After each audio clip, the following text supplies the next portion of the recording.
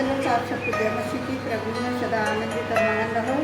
तो आइए हम आज का जो वचन पढ़ेंगे लूका 20 का पहला, और आज के जो विषय है यीशु के अधिकार पर प्रश्न। एक दिन ऐसा हुआ कि जब वह मंदिर में लोगों को उपदेश दे रहा और सुसमाचार सुना रहा था, तो प्रधान याजक और शास्त्री पुरानियों के साथ पास आकर खड़े हुए। अब देखेंगे किस तरह से यीशु मसीह से समाचार सुना रहा था। प्रधान महायाजक और शास्त्री पुरानियों के साथ और पास खड़े हुए से कहने लगा कि हमें ये बता कि तू काम को किस अधिकार से करता है। 3 में देखेंगे उसने उनको उत्तर दिया, मैं तुमसे एक बात पूछता हूँ, मुझे बताओ।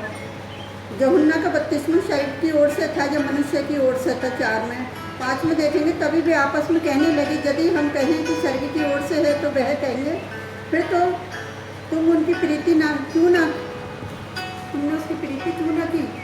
और 6 में यदि हम कहें कि मनुष्य की ओर से है तो सब लोग हम पर पत्थरवा करेंगे, क्योंकि वे सचमुच जानते थे कि यूहन्ना भविष्यवक्ता था।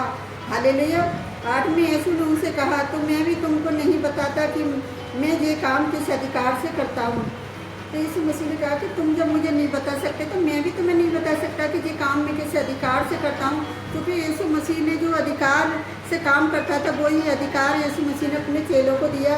अगर हम मत्ती 21 और 23 और 27 में देखेंगे तो उसमें लिखा हुआ है कि मंदिर में जाकर उपदेश दे रहा था, तो प्रधान याजकों के लोगों के प्राणियों में उनके पास आकर पूछा, तू ये काम किस अधिकार से करता है और तुझे ये अधिकार किसने दिया है। अगर 27 में देखेंगे तो उन्होंने यीशु को उत्तर दिया, हम नहीं जानते। उसने भी उनसे कहा, तो मैं भी तुम्हें नहीं बताता कि ये काम मैं किस अधिकार से करता हूँ।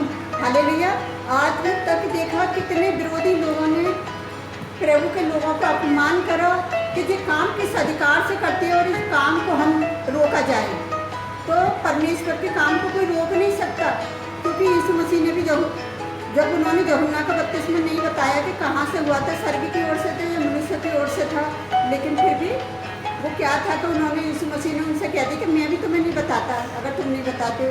तो आज मसीह विश्वासी लोगों को पता है कि आज प्रचार के समय घबराना नहीं है और उनको बताना है कि जब तुम्हें कुछ पता ही नहीं है बाइबल के बारे में तो मैं तुम्हें क्या बताऊँ। जिस तरह से मसीह लोगों को सताया गया था, यूपी में देखो कितना, छत्तीसगढ़ में देखो कितनी बुरी तरह से लोगों को परेशान किया गया, कितना विरोध हुआ उनका। तो मसीह लोग क्या कर रहे थे, प्रार्थना कर रहे थे आराधनाओं में जा जाकर। उनका काम सिर्फ परमेश्वर ने जो अधिकार उनको दिया है कि तुम्हें क्या करना है, तुम्हें प्रार्थना करनी है। कि अपने दुश्मनों के लिए क्या करनी है, प्रार्थना करनी है। जो तुम्हें शराब दे उनको आशीष दो। तो वही मसीह लोगों ने करा, तो परमेश्वर ने उनको टेलर दिखाया।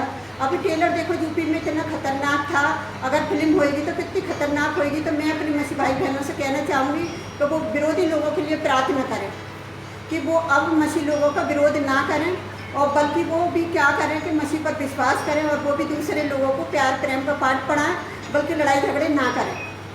जब ही हमारे देश में शांति बनी रहेगी और हमारे देश में जो प्रार्थना का असर है वो बहुत ज़्यादा से ज़्यादा होगा, ताकि बहुत सी आत्माएँ बचाई जाएंगी। तो मैं अपने परमेश्वर यहोवा का धन्यवाद करती। तो खुदावन ने किस तरह से प्रार्थनाओं का जवाब दिया और किस तरह से विरोधी लोगों के लिए जितनी प्रार्थनाएं करी गई उतना ही परमेश्वर ने अच्छे से जवाब दिया।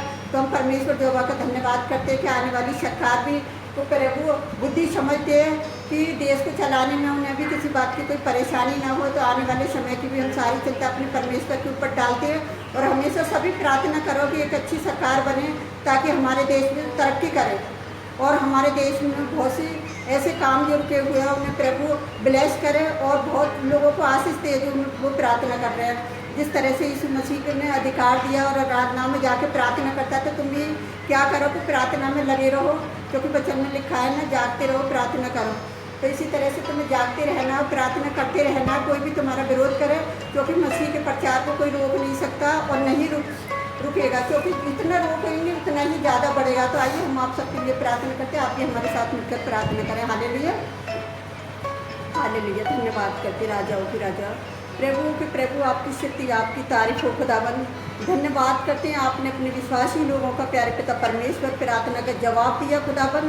कि जितने विरोधी लोग हैं पिताजी, हम हर एक जन के लिए प्रार्थना करते खुदावन उन्हें भी बुद्धि समझ दे कि अपने देश में हिंसा ना फैलाएं प्यारे पिता परमेश्वर, वो लड़ाई झगड़ा ना करें प्यारे पिता परमेश्वर, क्योंकि आप शांति के परमेश्वर हैं। आपने शांति के लिए अपने बेटे को दिया यीशु मसीह को कि उसके कूड़े खाने से लोग चंगे हों, उसके लहू के द्वारा शिफा मिले प्यारे पिता परमेश्वर, उसकी सूली की मौत से जो लोगों को जीवन मिला है और वो जीवन के द्वारा, उसी जीवन के द्वारा वो लोगों को बचा रहे थे प्रार्थना के द्वारा प्यारे पिता परमेश्वर। तेरी सामर्थ उन लोगों के जीवनों में काम कर रही है पिता, और आगे भी काम करे कि बहुत सी आत्माएं बचाई जा सके। अपने लोगों को आशीष और सामर्थ्य दें, वो किसी से ना डरें प्यारे पिता परमेश्वर। जो अधिकार जो सामर्थ्य आपने उन्हें दी है पिता, वो उस काम में लगे रहें प्यारे पिता परमेश्वर, कि हमारे देश की सुरक्षा प्रार्थनाओं से प्यारे पिता परमेश्वर, हमारे देश के नेता लीडरों की सुरक्षा प्रार्थनाओं के द्वारा प्यारे पिता परमेश्वर। हम अपने देश के प्रधानमंत्री, राष्ट्रपति, सीएम को, हम सारे राज्य के लोगों को प्यारे पिता परमेश्वर, देश को चलाने वाले लोगों को आपके हाथ में देते पिता, क्योंकि उन्हें प्रार्थना की ज़रूरत है मेरे जो परमेश्वर। आप उन्हें बल शक्ति सामर्थ्य देना मेरे जो परमेश्वर, कि वो देश को अच्छे से चलाने पाए पिता, और एक अच्छी सरकार बैठने पाए प्यारे जो परमेश्वर। हम सारी चिंताएं आपके ऊपर डालते पिता। जितने लोग हमारी वीडियो को लाइक कमेंट सब्सक्राइब करते खुदावन, आप उन्हें भी आशीष बरकत देना पिता, कि हमारी वीडियो को ज़्यादा से ज़्यादा लाइक करें प्यारे पिता परमेश्वर, कि आपके नाम को महिमा मिले, ज़्यादा से ज़्यादा वचन लोगों तक पहुँचने पाए प्यारे पिता परमेश्वर। मैं हर एक जन की समस्याओं को आपकी समीक रखती हूँ खुदावन, जो आपसे प्रार्थना करती है प्यारे पिता परमेश्वर। आप उनकी प्रार्थनाओं को सुनना और कबूल करना, कि हमारे साथ उनका जुड़ना व्यर्थ न जाए, एक आशीष बन जाए मेरी जो परमेश्वर। और हम आपसे क्या मांगे मेरे खुदावन, आप तो हमारे मांगने से पहले ही जानते हैं पिता, जो अपने बेटे बेटी को अधिकार दिया है प्यारे पिता परमेश्वर। उस अधिकार के द्वारा पिता आप अपने बेटे बेटियों की प्रार्थना को सुनना और कबूल करना पिता। मैं सबकी चिंताएं आपके ऊपर डालती हूँ। बच्चों के पेपर चलने कॉलेज के, उनकी भी प्यारे पिता परमेश्वर आप गर्मी में सहायता मदद करना पिता। उन्हें भी बुद्धि समझ देना कि अच्छे से पेपरों को करें और अच्छे से अच्छे नंबरों को से पास हों प्यारे पिता परमेश्वर। इनकी सारी समस्याओं को लोगों की आपके समीक रखती हूँ। मैं सारा आदर मैं आपको देती हूँ खुदावन। मैं जो भी मांगती है सुनासिर के नाम पर आमीन। God bless you all.